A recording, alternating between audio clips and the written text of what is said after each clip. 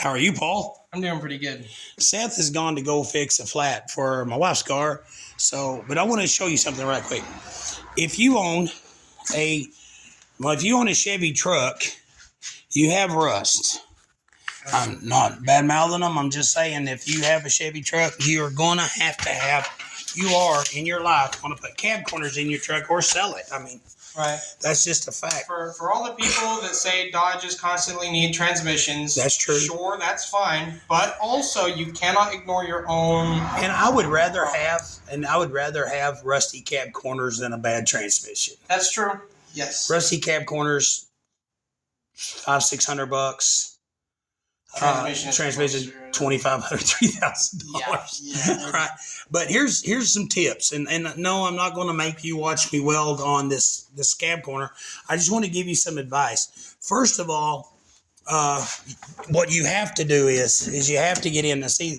You don't want to catch anything on fire. So what you do is you have help. Paul, come here right quick. Okay. Let me go around. Anyway, you'll notice down in here we got this panel out, and we've got all the stuff out of it. Well, you can't see in the dark. Anyway, we've got all this stuff out. This toolbox, we're fixing to remove all this and pull the carpet back and everything. Hold this right quick. Got it. Yeah, pull this seat up. We've got all the bolts out of everything, right? So this is ready to lift up. I'm going to lift this up. Tip this carpet back like that and put under it. There we go. I'm going to pull this carpet up out the way because this carpet's a lot better if you don't catch it on fire. I've never seen fire in carpet have a good result. So, right. But what I'm going to do is while I'm welding this, I'm going to have my safety. I'm going to have my welding mask, right? Right. But we've also got a set of welding glasses that Paul's going to be watching. Okay. One thing that would harm this interior, not as bad as fire, but almost, is a fire extinguisher. Okay? Oh. But here's the thing. Whenever you're welding, always have a fire extinguisher. Now, I know my fire extinguisher's dirty, but it's in date. It's in date, and it's got the right amount of pressure. Yeah. It's a good fire extinguisher. And it's not just from old age. We've been sanding all day. But here's the thing. This inside that interior would be bad. So what you also have is have you a gallon of water. Because if you have a small fire, you can just put water on it. The water... Yeah, we'll put the fire extinguisher is more of a things are last getting resort. out of control thing. So anyway, we have water. Also have a water hose just right outside. But anyway, but I want to give you another hint, and I've already done a lot of this work. But this cab corner, I don't buy just this piece. What we buy is the whole piece that comes up and over. Okay, we buy the whole cab corner. I don't use this part. I've seen these trucks. I've seen this part just rot off. Now, this truck has got good rockers. Some of the rockers are fine. There's no rust in the rockers. Yeah. But it's only just right here. But if you buy this big piece, right? Right. Man, if you're grinding and you're cutting your rust out and you find a piece of thin metal, man, you just keep cutting. You come up. I mean, you can, if you order this whole piece, right, you can cut up as high as you need it to make sure that all of your rust is gone. Right. Okay, now you see this surface rust in here? That's actually not surface rust. That's old glue. But I am going to get in here with some, what is that? I forgot the brand name of it. But anyway, I've got it. It's the green stuff that you spray inside of here that converts rust to bare metal. That way, if there is some surface rust, we can get in here and we can red scuff pad it, spray it. That's done. This metal in here is usually really good. But anyway, but you'll notice, okay, here's a trick. A lot of people are fixing up these 88 to 90s, early 90s trucks. Well, this truck, they made this body style from 88 to 99. So, I mean, it's got a long run. Yeah. And when there was a time Well, there was a time I drove my green Dodge, you know, Donnie, the 77 Dodge, had a 383 Magnum. I drove it to Ash Flat one day, and this dude offered to trade me 2 of these trucks for Donnie. Wow. I was like, you're out of your mind. I don't want that in my yard. I can hear it rusting from here. Wow. You know? But now if I had that to do over, those 2 trucks together would probably be worth $8,000-9,000. Back then they were $800-900. I mean, for Right. you could for $800,000 you could buy it. Anyway, these trucks are coming up in value.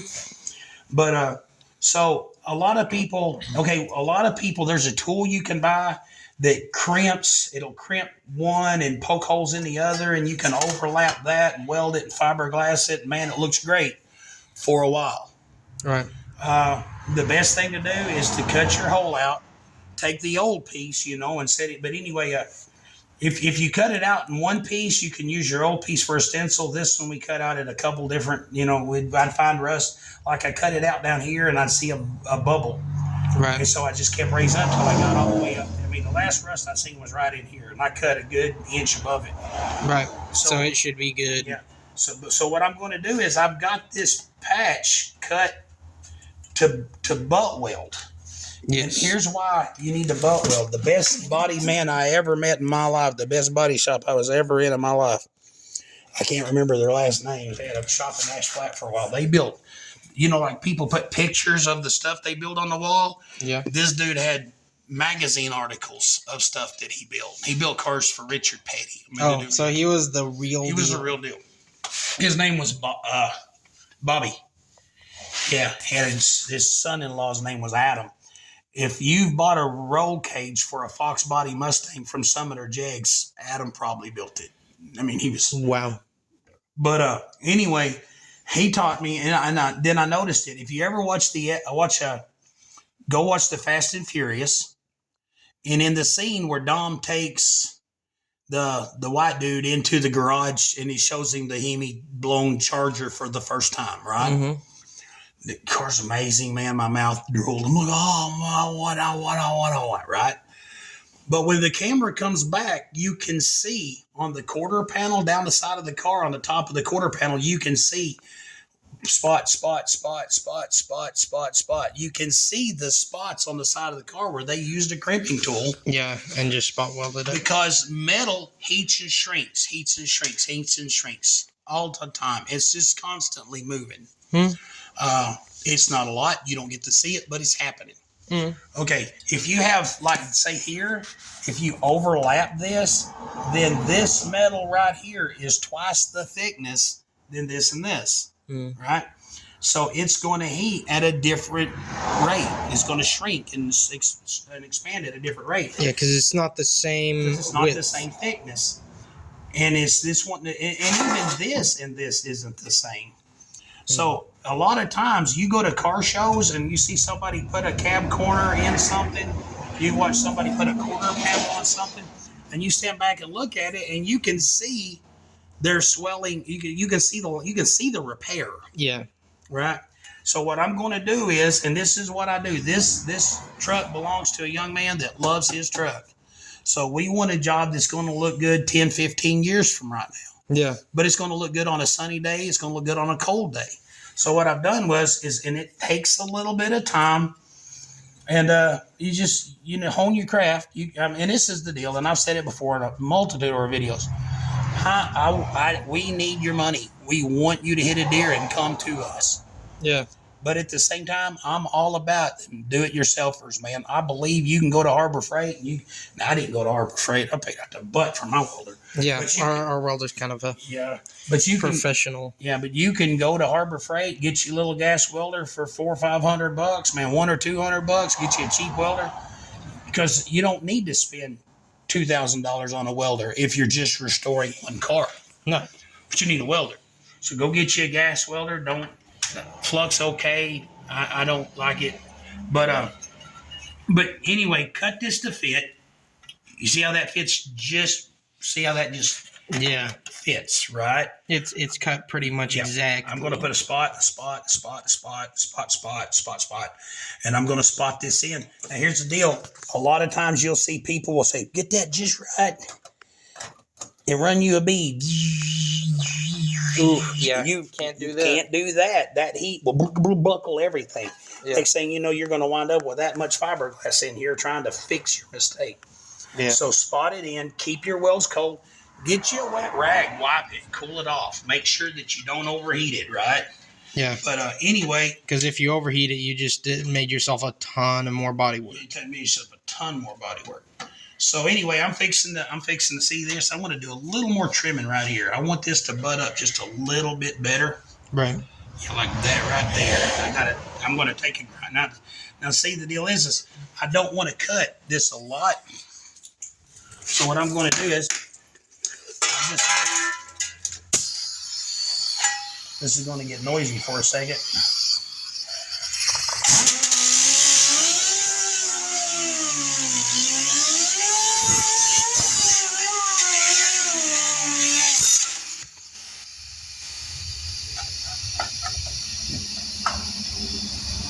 And would you look at that? Would you look at that? Bolissimo. Anyway, like I said, just trim a little. Like I said, get you a water hose handy. Get you a bucket of water. Have somebody watch the back side. The worst thing in the world is when you're out here welding and all of a sudden somebody goes, "Hey, there's smoke coming," and Yeah. and that's a gut wrenching feeling. So get you, this is a. How did Rex Kwando say it? No more flying solo. You will have a partner watching your back at all times. Right. Did I do it right? Yeah. Pretty close. Yeah, so anyway, no more flying solo, right? So anyway, that's, I said, and here's the deal. If you're to the point that you're already welding on your truck, I'm going to assume that you've been practicing a little bit. If you don't know quite how to weld, don't start on your vehicle. Right. It's like, and I've seen people do it. When I was working here for my dad, some kids wanted a, this was back when people thought and there's an old misconception. You got to strip it to the bare metal and prime it. For one thing, if the original paint is stuck, you're not going to put anything on there that's going to stick any better than the original paint. Yeah, yes, that's true. When I was a kid working here, there were some kids in Evening Shade came up with a 69 SSRS Camaro. 327 4-speed car, positive traction rear. It was a tough old car. And they were like, we're going to paint it. So they all go get grinders. Oh, man. And they ground that car to the bare metal so they could save money. And they drove it up here. Oh, ground down to, and that car was hot and warped. I mean, that car was, and I've seen the car before, and I said, at the time, those cars weren't my cup of tea, but I was like, oh, that's a pretty cool car. And all of a sudden, they brought it up here, and I mean, it was wavy. It was like the wind blowing on Lake Pontchartrain wavy. Yeah. I mean, it was wavy. Because, when you use a grinder, you make so much heat from the friction. Yep. Oh, man, that thing must So anyway, that's your tip. Okay, so if you're down to the point where you're ready to put this in, you need to already kind of know how to weld. Go get you an old fender. Man, here's the deal. Go to the crusher, go to the scrap iron recycler. There will be a fender laying on the ground. Yeah. They charge you by the pound for that stuff. So an old fender, an old big Chevy truck fender will probably run you $2, maybe $5 tops. Wow. Right. Okay. Yeah. So go get you an old fender and do some welding on it. Practice. And then when you think you've practiced, practice some more. And then remember, this aftermarket stuff you get isn't quite as thick. Yeah. And so practice on. I don't even know if you can buy anything this thick other than this thing, because this is thinner than the Chevy truck metal, but it's thicker than Toyota Corolla metal. So, but practice. Learn these gauges on the front of your. I want to show you something. These gauges on the front of your welder right here. These control your heat and your wire speed. You can turn this all you want. It does not break anything. You can, you have to find a wire speed that works for you. I like it. I don't even know what number it's on. I've just monkeyed with it. What is it on right now? 440? I like that. That works good for me. This is talking about your material thickness. This is a medium thickness. It's actually, I got it turned up a little bit because I was welding on the door Oh yeah, yeah. And that was 1/8 inch. So I'm going to turn this back down to here because this is, what is that? This Because is, car metal is really thin. see, it says 2022 right there. So yeah, Yes. come about to 3 there. So anyway, practice. Get you a piece of, get you no rusty fender. Cut out the rust in the rusty fender. You want to make a little bit of money? Go to a salvage yard, get you a rusty fender for a 72 Chevy truck. There's going to be one. Right. Somebody hauled off Grandpa's truck. There's going to be one. Sad, but that's what it is. Go get you a patch anyway. Patch that fender, fix it, sell that sucker on marketplace. You just paid $5-10 for a fender at the crusher. You put a patch in it, fix it, do a good job, man. You got a $150 fender you can sell. Yeah. You know, so start a hobby. Pays you a little bit. Anyway, so that's all we got for today. Thank you for joining us. I'm going to get busy here in a minute with all my ASE, OSHA qualified stuff. We're professionals. Yeah, we might be professionals, but man, please attempt this at home. Man, we judge a car show in Salem every year. Like around October, the start of October. Yeah, if you're in Salem, Arkansas, around October, get a hold of Amy at the VFW and find out when the car show is. One of my favorite vehicles there is a truck that a dude built. It's a 53 Chevy pickup truck. He put on an S10 frame. The body work it's not professional quality, but they did it themselves. Yeah. And it's just, man, and they're proud of it. And there's nothing like that. There's nothing like the feeling of, I did it. I did this. Yeah. It's like when you go to a car show and you see a whole, I went to a car show one time. There's a 68 Camaro. There's a 69 Ford Fairlane GT, one of my favorite cars of all time. There's all these cars, and then there sits this 3-year-old Corvette. There's a 60-something-year-old guy, got a shirt unbuttoned down to here. His hair's blowing out of his chest. He got a bunch of gold ring necklaces. Yeah. I'm thinking, how do you keep your hair in your chest from getting tangled up in the chains? But anyway, but it's like, man, did you build this car? I was being a jerk because it's a 3-year-old car. I'm like, did you build this? He goes, no. Oh, okay. Your car is a brand new car. Yeah. You know, but the deal is you love to see something that somebody took the time and they did it. Mm-hmm. So, yeah, if like I said, and I'm not putting down the trucks. I'd rather have a rotted cab corner than a bad transmission. I would. True. So, you know, these Chevy trucks, man, they're a beautiful truck, and they have this problem. And if you own one, you either have rust on your cab corner or somebody's repaired it. Right. You know, if you have rust, LMC truck, go online, look up LMC. You can get these. I think he bought this on eBay. Compare your price. What is the deal in here? RDOT. Yeah, this is RDOT part. So I think he got this. On eBay. Yeah, we're not a paid spokesperson for We anybody. may need to take that sticker off before we weld it. No, it'd be right. Okay. But, yeah, I don't want to grind up any side in here. I want this to stay covered. But, yeah, anyway, go on lmc.com and then compare the prices with eBay and see who has the best price. I think he got this on eBay. Anyway, I think LMC had it for $18. I think is what this cost. So, anyway, thank you for joining us. If you like our channel, share it. I hope this was informative. And click like and subscribe. Peace out. Leave comment. Hey, we got 317 subscribers now. Hey. 317. I'm thinking, and here's what I'm thinking. There's a race called the No Name Nationals in Tennessee. Okay. You got to have 500 subs to qualify for the race. Okay. I'm thinking if we can get 500 subs this fall, we might go to the No Name Nationals, take the Aspen down there and see if we can blow the rods out the oil pan. That sounds like a pretty cool idea. Anyway, peace out.